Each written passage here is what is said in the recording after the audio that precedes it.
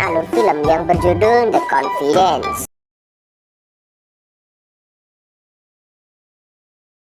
Film diawali dengan sebuah kutipan dari Ernest Hemingway yang mengatakan, menjadi lebih baik dari orang lain tidaklah lebih mulia.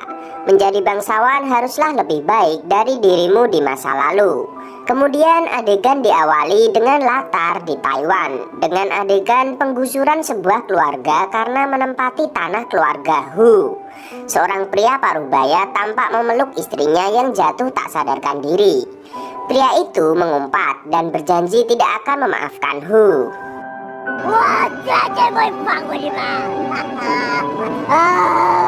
Lalu kita akan bergeser ke Singapura. Pria bernama Raymond Hu terbaring di tempat tidur di sebuah ruangan yang bisa dibilang mewah. Kemudian seorang laki-laki tua berlutut sambil menangis di samping tempat tidurnya. Ternyata pria yang bernama Raymond Hu telah meninggal dan berencana mewariskan hartanya yang berupa uang, real estate, dan properti lainnya. Kemudian adegan berpindah ke Tokyo yang sebelumnya adegan berada di Singapura dan Taiwan. Dalam adegan ini terlihat dua orang wanita yang bersiap untuk menangkap bos farmasi dunia. Adegan yang semula begitu elegan berubah menjadi lari-larian, di mana dua orang wanita tersebut berbalik arah dan berlari kabur. Kemudian dua orang wanita itu saling menyalahkan dan berpisah memilih jalan masing-masing.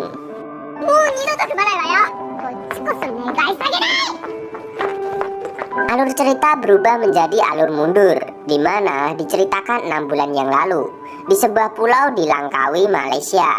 Di sana diselenggarakan pesta mewah oleh keluarga Hu. Acara tersebut dihadiri orang-orang kaya dan selebritis dunia.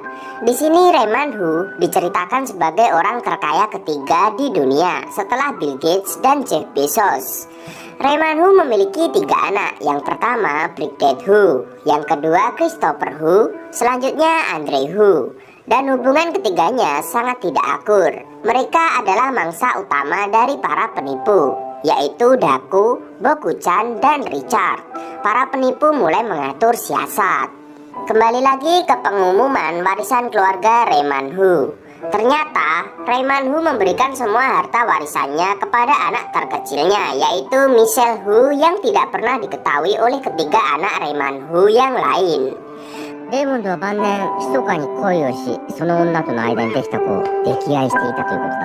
Pencarian akan Michelle dimulai. Banyak orang mengaku Michelle kemudian diperiksa dengan seksama, dan hingga saat ini belum ditemukan siapa Michelle Hu. Dako kemudian memanggil Kokuri atau Kokoro. Ia adalah seorang anak perempuan yang sejak umur 10 tahun ditinggal mati oleh ibunya dan tidak diketahui siapa ayahnya, hingga kemudian diasuh oleh Yamamba. Dako bermaksud menggunakan Kokuri untuk berpura-pura sebagai Michelle Hu yang sedang dicari. Bokuchan sempat meragukan rencana Dako yang ingin menggunakan Kokuri untuk menjadi Michelle. Tujuan mereka bukan untuk mengambil harta warisan Raymond Hu, tapi menghabiskan uang mereka. Dako dan Kokuri tiba di kastil keluarga Hu. Setibanya di sana, Dako menjelaskan beberapa hal kepada Kokuri bahwa lawan pertamanya adalah Tony Ting, orang kepercayaan Raymond Hu. Dako juga meminta Kokuri untuk memerankan Michelle Hu dengan baik. Kemudian Tony Ting datang dan menemui Dako dan Kokuri yang menyamar sebagai Michelle. Dako mengaku sebagai tukang pijat yang bertemu dengan Raymond Hu saat Raymond pergi berlibur ke Pulau Bali di tahun 2004 lalu.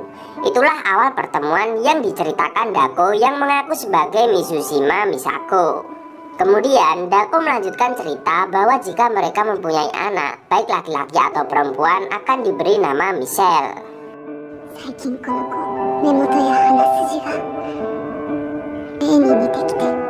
Tony Ting kemudian melakukan penyelidikan apakah yang diucapkan Dako yang mengaku sebagai Mizushima Misako adalah benar. Seorang utusan dikirim ke Osaka hingga Bali, di mana tempat Raymond Hu dan Misako bertemu. Kemudian pengujian DNA dilakukan.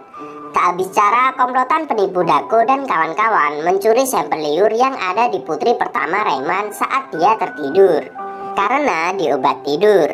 Hingga akhirnya Tony Ting mengabarkan pada Brigadier Hu bahwa Michelle benar putri Raymond Hu yang dicari selama ini. Karena sampel DNA sudah diuji bahkan ketiga institusi terpercaya dan mereka menyimpulkan hasilnya yang sama, sehingga tidak diragukan lagi. Tony Ting kemudian mempersilahkan Michelle dan Daku untuk tinggal di sebuah rumah yang besar lengkap dengan pelayanan yang bisa kapan saja melayani mereka. Mereka dilayani dan didandani layaknya keluarga Hu. Sebagai calon pewaris Michelle dan Daku akan diajari berbagai hal agar seperti layaknya keluarga Hu. Hal itu dilakukan sebelum pesta amal diselenggarakan 4 bulan setelah masa berkabung. Karena saat itulah Michelle akan diumumkan dan diperkenalkan kepada dunia sebagai pewaris kekayaan Raymond Hu. Kokuri dan Daku diundang makan siang oleh ketiga anak kandung Raymond Hu.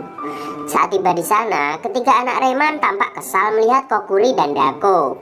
Daku yang mengumpat menggunakan bahasa Jepang ternyata diketahui oleh anak-anak Raymond yang bisa berbagai bahasa asing.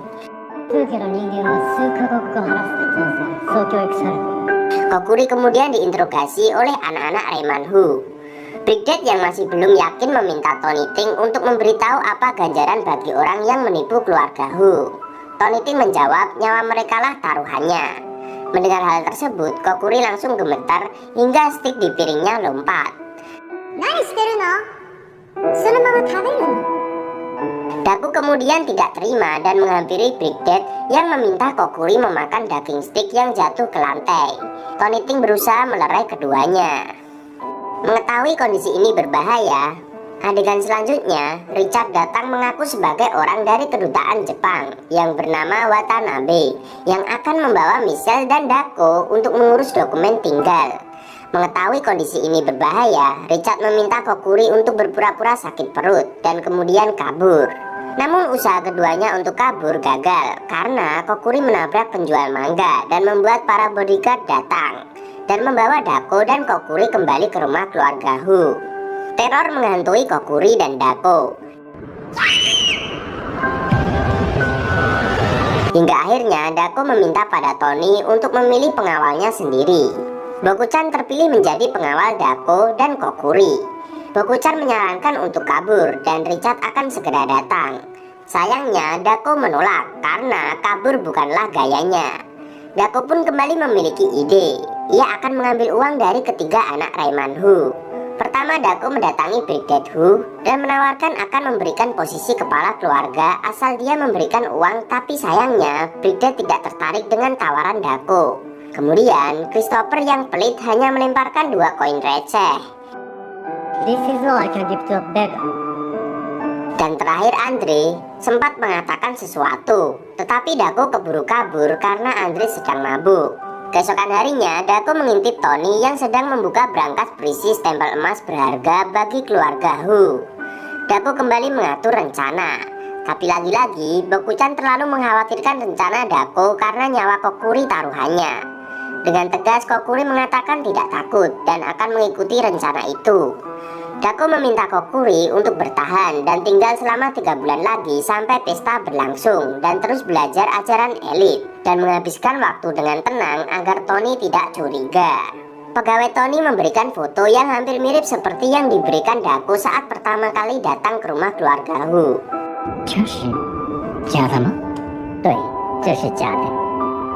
3 bulan kemudian saat pesta dimulai, seorang pria berjas merah bernama Jesse menghampiri Kokuri dan mengajaknya dansa.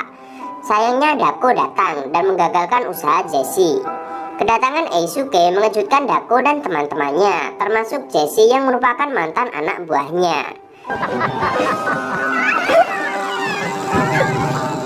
Mengetahui hal itu, Bokuchan membawa Kokuri kembali ke kamar. Tapi Kokuri malah lari menuju Brigadier dan membawakan lukisan yang ditemukannya di tong sampah. Sayangnya Kokuri malah diusir oleh Brigadier Hu. Kemudian Kokuri menangkap serangga dan memberikannya pada Christopher lalu pergi. Christopher kemudian melirik serangga yang dimasukkan dalam gelas oleh Kokuri. Dari dalam sebuah kamar, Brigadier melihat ke arah luar dan mendapati si pelukis yang memberikan karyanya pada Brigadier sedang diusir oleh bodyguard keluarga Hu. You can't stay here. Come on, let's go. Di tempat yang berbeda, Tony berada di sebuah pasar menemui seorang wanita bernama Siti Harila binti Hamidah. Kemudian menunjukkan foto kepada wanita tersebut. Sedangkan di tempat pesta berlangsung, Eisuke menemukan foto bergambar Daku dan Boku-chan. Kembali lagi pada Tony yang menemui Siti. Siti memberikan sepucuk surat yang pernah diberikan Remanhu padanya 15 tahun yang lalu. Isi surat tersebut mengungkapkan kebahagiaan Reman mendengar kabar jika Siti tengah mengandung anaknya. Surat itu juga menyebutkan jika Reman akan mewariskan semua hartanya pada anak mereka yang akan diberi nama Michelle.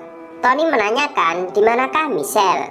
Siti lalu menjawab jika saat hamil ia keguguran dan Michelle tidak sempat lahir ke dunia. Saat ini Siti sudah berkeluarga dan melupakan semua tentang Remanhu.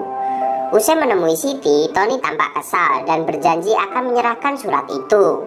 Di tempat pesta, detik-detik pengumuman ahli waris akan segera berlangsung. Stempel emas keluarga Hu juga dijaga ketat.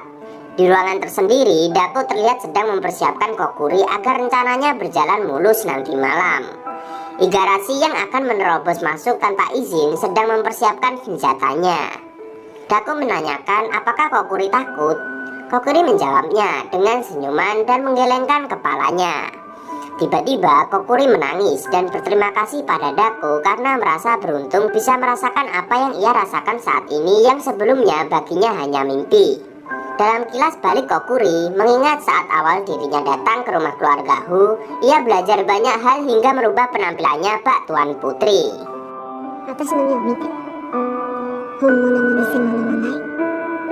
Kemudian Daku mengajak Kokuri menuju tempat diselenggarakan pesta. Tony masih tampak bingung dengan surat yang kini ia pegang. Dan dengan pernyataan Siti yang mengatakan Michelle tidak pernah lahir ke dunia, Eisuke ternyata sudah merencanakan sesuatu dengan anak buahnya yang sudah dilengkapi senjata tajam. Kokuri yang naik ke atas panggung kemudian memberikan pidatonya sebagai kepala keluarga Hu yang baru. Pengawal membawa stempel keluarga Hu dan memberikannya pada Kokuri. Kokuri tampak gemetar untuk mengambilnya, sedangkan Richard dan Daku sudah menyiapkan stempel yang palsu untuk ditukar. Andre mencoba menelpon Akaushi untuk menghentikan rencananya, tapi sayangnya apa yang diucapkan Andre tidak dihiraukan oleh Akaushi. Kemudian Kokuri pura-pura menjatuhkan stempel emas yang dipegangnya. Dengan cepat Daku berlari dan pura-pura mengambilkannya untuk Kokuri dan menukarnya dengan stempel emas palsu. Eisuke sepertinya mengetahui rencana Daku dan teman-temannya. Tiba-tiba seorang laki-laki menyergap Andre dan membawanya ke tengah acara. Suasana menjadi sangat kacau karena tamu berlarian. Laki-laki tersebut menggunakan rompi penuh bahan peledak di badannya. Daku dan teman-temannya heran siapa laki-laki tersebut dan benar-benar di luar rencana mereka. Laki-laki tersebut ternyata adalah pembuat boneka yang pernah diusir oleh keluarga Hu dan kini datang membalaskan dendamnya. Brigade terlihat berusaha bernegosiasi dengan menawarkan sejumlah uang kepada laki-laki tersebut. Christopher meminta pengawalnya untuk menembak laki-laki yang sedang menyandra Andre Hu. Daku yang ingin berusaha menyelamatkan Kokuri, malah Kokuri tidak mau pergi bersama Daku. Dengan berani, Kokuri malah melangkah mendekati orang yang sedang menyandra Andre. Beberapa orang mencoba memanggil Kokuri agar tidak mendekat, tapi Kokuri tetap melangkah maju. Kokuri kemudian memperkenalkan dirinya pada laki-laki itu sebagai Michelle Hu, kepala keluarga Hu. Kokuri kemudian berterima kasih atas mangga yang diberikan oleh laki-laki tersebut. Laki-laki tersebut adalah laki-laki yang sempat ditabrak Kokuri saat akan melarikan diri. Laki-laki tersebut kemudian menangis dan mengatakan boneka terakhir peninggalan istrinya jatuh dan hilang entah di mana.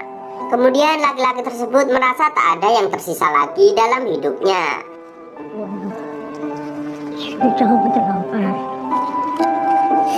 Dengan segera Kokuri mengeluarkan boneka yang ia temukan saat bertemu laki-laki tersebut. Kokuri menceritakan jika dirinya bermaksud mengembalikannya, jadi selalu ia simpan dan bawa kemana saja. Kokuri pun akhirnya mengembalikan boneka itu ke tangan laki-laki tersebut dan menukar remote peledak dengan boneka. Kokuri lantas memeluk laki-laki tersebut yang tengah menangis. Semua orang ikut terharu dengan apa yang dilakukan Kokuri, termasuk anak-anak Raymond Hu. Dari jauh, Tony mengamati apa yang terjadi. Akhirnya laki-laki itu diserahkan pada polisi. Tony kemudian menghampiri Brigade, Christopher, Andre, dan Michelle. Tony mengatakan ada hal penting yang ingin disampaikan dan mengajak semuanya ke suatu ruangan. Saat Dako akan menemani Kokuri, Tony melarangnya dan meminta Misako untuk tetap tinggal di luar ruangan. Dako, Bokuchan, dan Richard terjebak di antara Eisuke dan anak buahnya. Eisuke membawa ketiganya ke suatu tempat dan memaksa Dako untuk menyerahkan stempel asli keluarga Hu kepadanya. Dako yang merasa terancam nyawanya berniat menyerahkan stempel emas tersebut. Tiba-tiba Bokuchan menghalangi Dako karena stempel itu adalah hasil kerja keras Kokuri. Begitu juga Richard yang mengatakan tidak akan menyerahkan stempel itu kepada siapapun. Perebutan pun dimulai dan mengakibatkan Igarashi terkena senjata tajam yang dilemparkan anak buah Eisuke dan perkelahian terus berlangsung. It would only cause envy and resentment. Sedangkan di ruang pembacaan surat Reman Hu, banyak fakta terungkap bahwa Reman menyesal tidak menjadi ayah yang baik bagi anak-anaknya dan memaksa mereka menjadi seseorang yang tidak mereka inginkan. Seperti Brigade yang merindukan kebahagiaan hingga berusaha tampil sombong di depan orang-orang. Christopher yang berusaha mati-matian menjalankan bisnis sesuai harapan ayahnya padahal dirinya ingin menjadi peneliti serangga. Sedangkan Andre adalah anak yang ingin memperjuangkan semuanya demi cinta. Dan kini Reman Hu tidak ingin membuat Andre terkekang dengan kehormatan keluarga lagi. Sedangkan di tempat perebutan stempel, Bokuchan dan Richard terkena senjata tajam anak buah Eisuke. Dan hanya tersisa Dako yang kemudian terkena pisau di bagian perutnya. Kembali pada adegan di ruang pembacaan surat. Setelah surat selesai dibacakan, dalam adegan kilas balik ternyata Tony sempat membuang sedikit bagian suratnya. Kemudian Tony meminta ketiga anak Reman Hu untuk menjalankan permintaan ayahnya. Kokuri hanya bisa tercengang, akhirnya anak-anak Reman Hu baik kepadanya.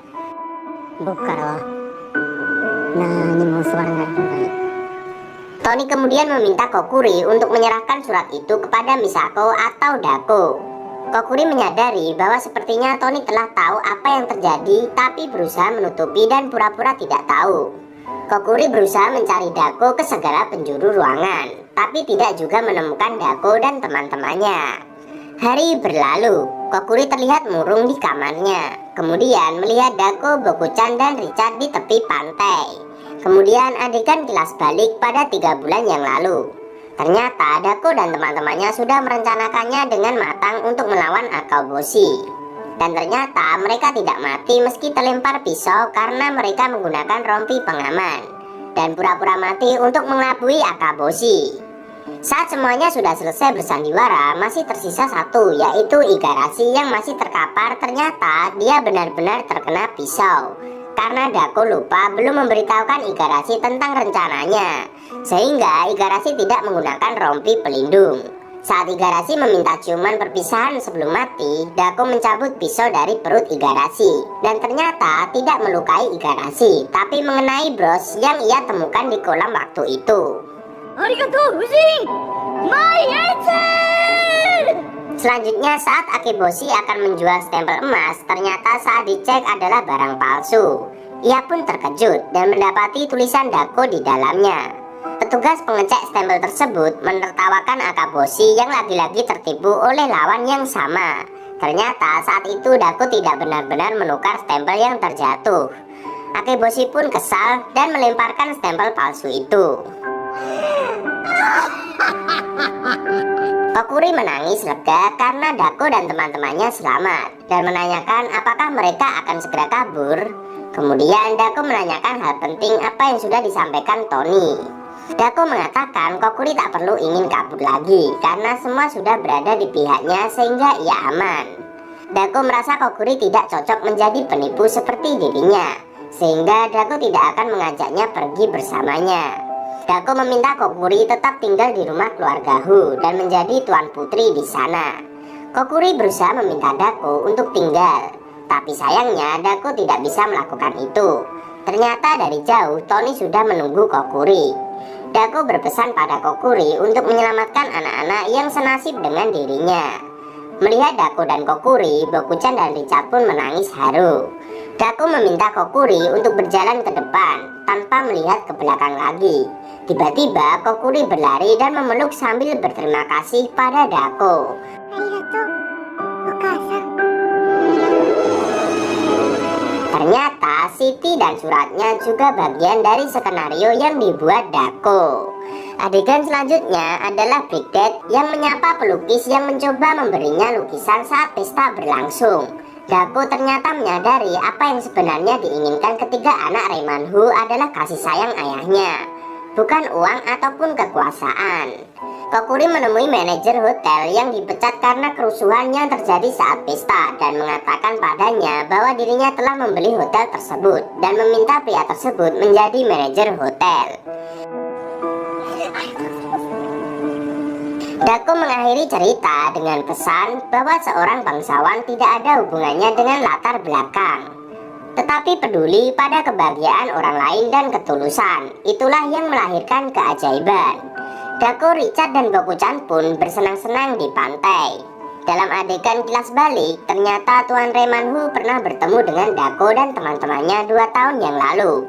Tuan Reimanhu mendengar ucapan Daku yang menyarankan pada seorang pemilik toko untuk membuat sebuah skenario ahli waris fiksi, maka ada banyak penipu datang dan pilih salah satu yang terbaik dari mereka. Tuan Reimanhu pun sangat setuju dan tertarik dengan ide bagus dari Daku. That's good. Very interesting. Dan film pun tamat.